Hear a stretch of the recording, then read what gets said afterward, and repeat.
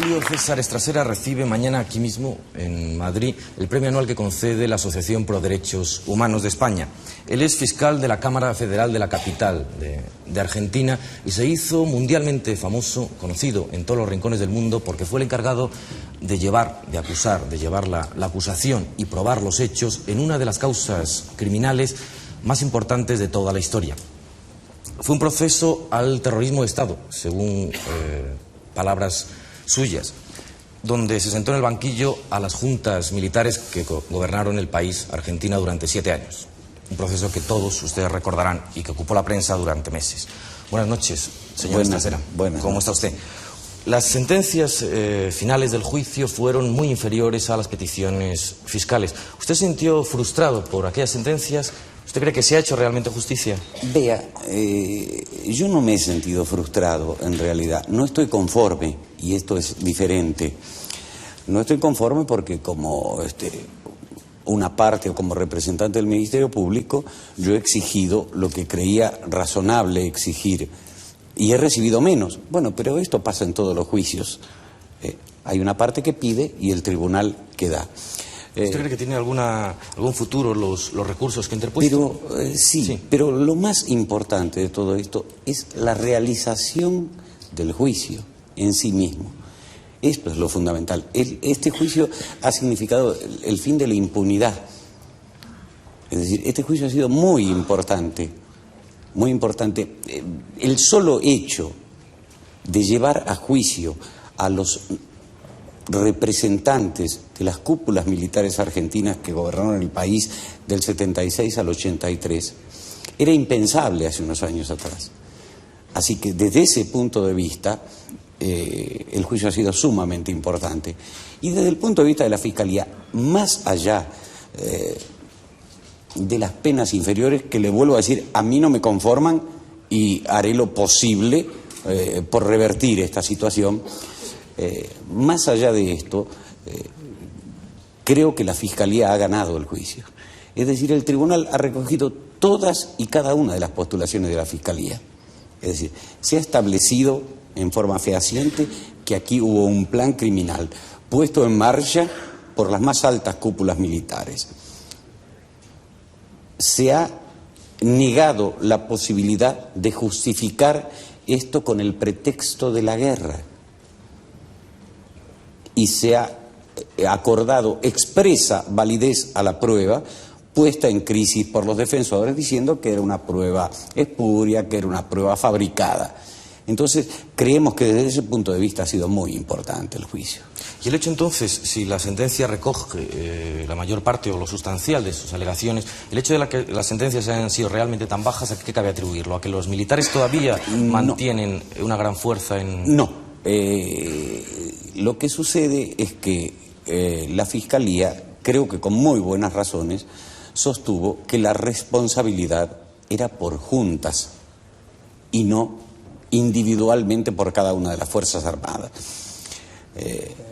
El tribunal recogió la tesis opuesta, la tesis de varias de las defensas, que cada una de las fuerzas había actuado por su cuenta. Esto a mí no me convence. Si cada una de las fuerzas actuó por su cuenta, es precisamente porque hubo una decisión de la Junta de que así ocurriera. Esto es muy parecido a lo que ocurre en ciertas organizaciones delictivas, así grupales, como podríamos llamar la mafia, se reparten territorios, pero esto no quiere decir que todos no sean responsables. Es decir, la Junta no era un ente totalmente diferente de lo que era el gobierno. Al contrario, era el máximo organismo de poder del Estado. Esto podría haber sido aceptable si pensamos que hubiera habido un organismo que se llamara Junta Militar y por otro lado los comandantes en jefe. Pero da la casualidad que los 3 comandantes en jefe eran los integrantes de la Junta Militar. Esto ha llevado a que en casos como el de Brigadier Agosti o del almirante Lambruschini se bajaran sensiblemente las penas porque solamente se les pudieron probar muy pocos hechos atribuibles a su fuerza. Pero la tesis de la Fiscalía era que no solamente eran responsables por los hechos cometidos por su fuerza, sino por los que cometieron las otras dos. Esta es la diferencia. ¿Y usted en su labor tuvo en algún momento presiones de los poderes fácticos o amenazas? De ninguna, pero de ninguna clase. ¿Hacía su labor con absoluta libertad? Hice mi labor con absoluta libertad. Alguna pequeña amenaza telefónica, pero vaya a saber de qué fuente. Pero presiones así, si usted quiere entenderlas como institucionales, de ninguna manera. ¿Cuál fue el peor momento que vivió usted a lo largo del juicio? Bueno, todos fueron muy duros. Fue un año muy, muy, muy duro. Pero la presencia, el escuchar diariamente testimonios de hechos gravísimos impresiona y deja mal espiritualmente. Nosotros hemos tenido episodios terribles, como desapariciones de chicos entre 14 y 17 años, por eso lo he hecho de pedir boleto estudiantil, un episodio que nosotros conocemos como el de la noche de los lápices, o Floreal Avellaneda. Floreal Avellaneda es un caso terrible. Floreal Avellaneda tenía 14 años cuando van a secuestrar a su padre, miembro del Partido Comunista. El padre se escapa por los techos, secuestran a la madre y al chico. La madre aparece 15 o 20 días después, legalmente detenida, procedente del Comando de Institutos Militares de Campo de Mayo, a una unidad carcelaria. Días después aparece el cadáver del chico flotando en aguas de jurisdicción uruguaya, ferozmente torturado. Aparece el día que cumplía 15 años. Un episodio gravísimo. Efectivamente. ¿Y qué va a pasar con toda la legión de policías o de subordinados militares que tuvieron también, efectivamente, yo creo, una responsabilidad en la represión y, sin embargo, han escapado al juicio? Bueno, no han escapado. En realidad hay muchos procesos que se están sustanciando en la actualidad en el Consejo Supremo de las Fuerzas Armadas por la reforma, siempre con posibilidad de apelación ante la Cámara Federal.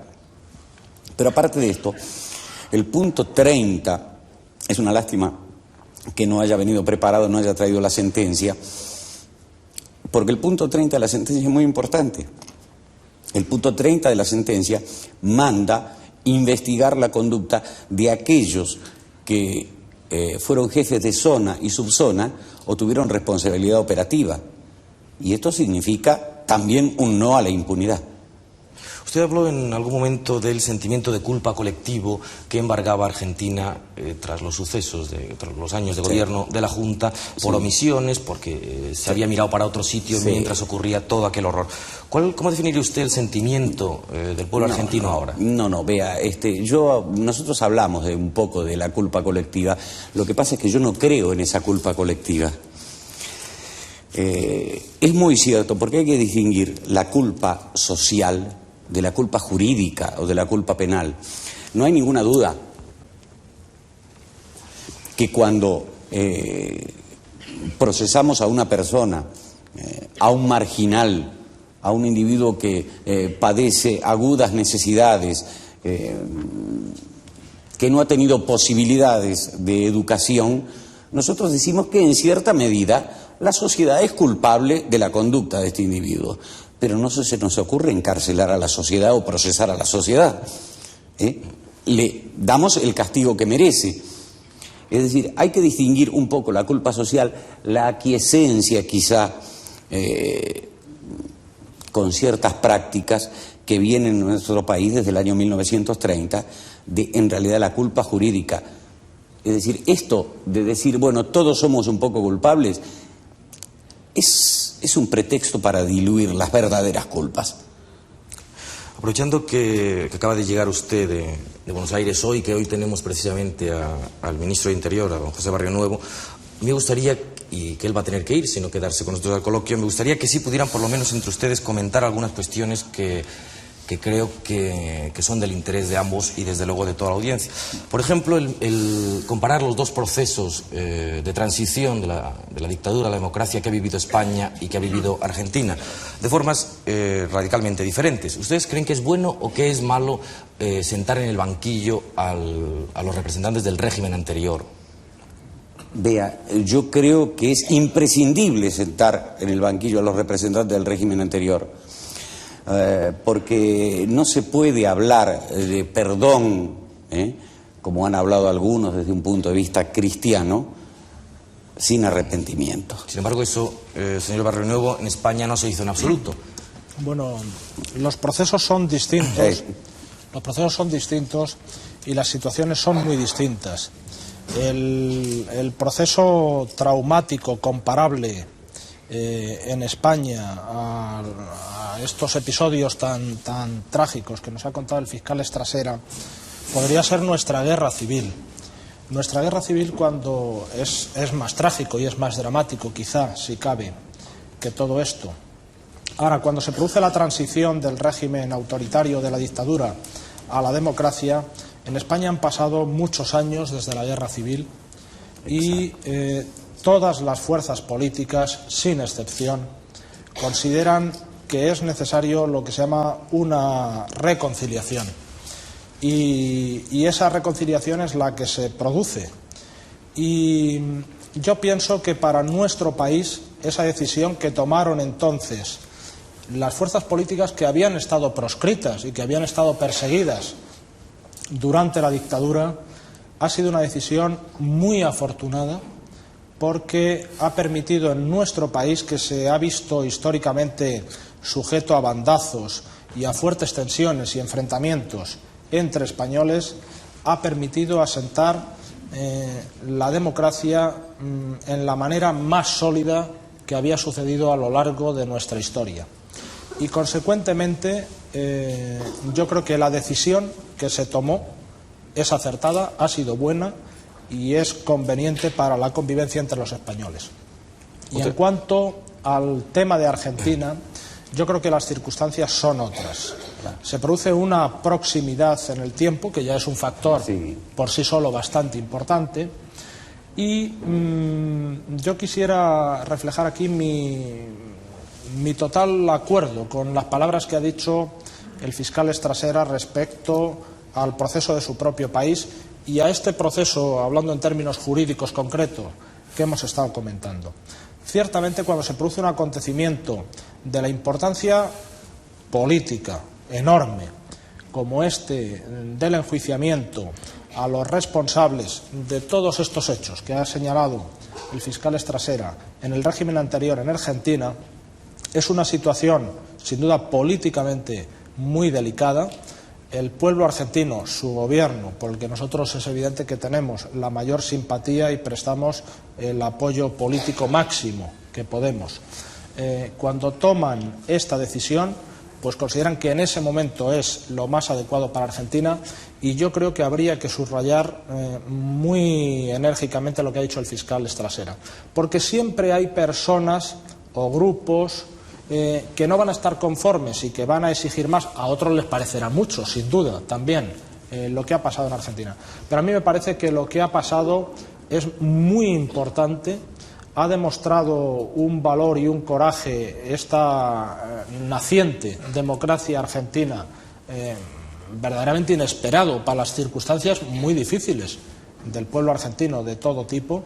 Y hay una serie de personas, aquí tenemos a una de ellas, que han hecho un esfuerzo, pues yo diría que colosal, y que hay que reconocérselo en nombre, diríamos, de todas las democracias y de todos los defensores de los derechos humanos. Pero a mí me parece que tras ese paralelismo, ese apoyo que por nuestra parte desde luego es muy sincero y muy sentido al proceso democrático que se sigue en Argentina, lo demás pues ya son diferencias. Por plantear otra cuestión, ¿ustedes creen que en una democracia se puede mantener la misma estructura de mandos policiales que ha servido a una dictadura?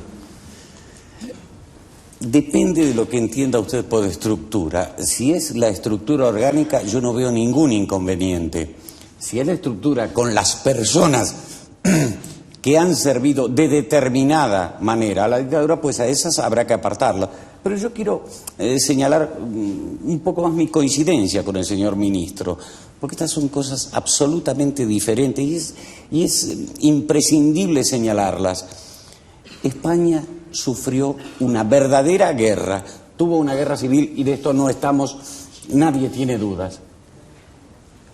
En mi país no hubo guerra, esto lo hemos sostenido. Se simuló una guerra para eliminar a los opositores políticos. Se dijo que esto era una guerra. Es cierto, había subversión. ¿Qué importancia tenía la subversión? Hay métodos legales para combatirlos. Esto hay que partir de un punto de vista ético. No se puede utilizar los mismos métodos que los delincuentes. Y fíjese usted que nosotros enjuiciamos el periodo 76-83, cuando ya no había guerra, porque todos los episodios que podían tener algún color bélico habían terminado en el año 75. Entonces son dos procesos absolutamente diferentes, como lo mismo el proceso uruguayo. Si ustedes recuerdan, hace muy poco el presidente Sanguinetti dijo, bueno, esto no es la Argentina, aquí la democracia es el producto de un acuerdo, y pues entonces no habrá juicios. Son procesos locales y diferenciados. En cuanto a lo que usted me dice, le vuelvo a decir, si es la estructura policial o la estructura del orden del Estado, no hay ningún inconveniente en mantenerla. Lo que no se puede mantener son las mismas personas que han servido al régimen con métodos espurios. ¿Usted tiene algo que añadir sobre esto? Porque en el Ministerio del Interior, durante la transición democrática española, realmente no ha habido limpia en los mandos policiales. Bueno, yo creo que eso no es exacto. Lo que sucede es que los mandos, por supuesto, han cambiado todos. Cambiaron en el gobierno anterior de la UCD y han cambiado luego en el nuestro, estos mandos. Lo que sucede es otra cuestión, que es más, diríamos, más discutible. Naturalmente hay personas en los cuerpos de seguridad que prestaron su servicio como tales funcionarios en la época de la dictadura. No tuvieron mandos entonces, ni tuvieron una responsabilidad de ellos ordenar, ni una vinculación directa a los responsables del poder político, pero sí eran funcionarios de seguridad. Eso ha pasado en los cuerpos de policía y en otros cuerpos, y en los cuerpos judiciales y en otros cuerpos de funcionarios exactamente igual. No hay nadie que tuviera responsabilidades que las tenga ahora. Hay, por supuesto, funcionarios que estaban entonces y están ahora, eso sí. Pues muchas gracias a los dos. Después de temas tan graves...